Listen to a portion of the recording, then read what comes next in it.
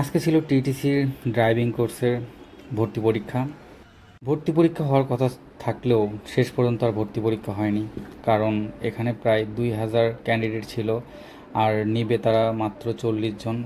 তাদের ক্যাম্পাসে 2000+ ক্যান্ডিডেটের পরীক্ষা নেওয়ার কোনো ব্যবস্থা না থাকায় তারা সিদ্ধান্ত নেয় যে লটারির মাধ্যমে পরীক্ষা নেবে। তো এইটা আমাদের সবাইকে মাঠে রাখা হয়, যেখানে ট্রেনিং দেওয়া হবে সেই মাঠে।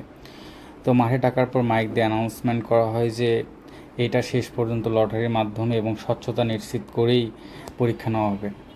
বাট এত এত অ্যাপ্লিকেশন, যা কল্পনার বাইরে, যা টিটিসির রেকর্ডও ব্রেক করেছিল।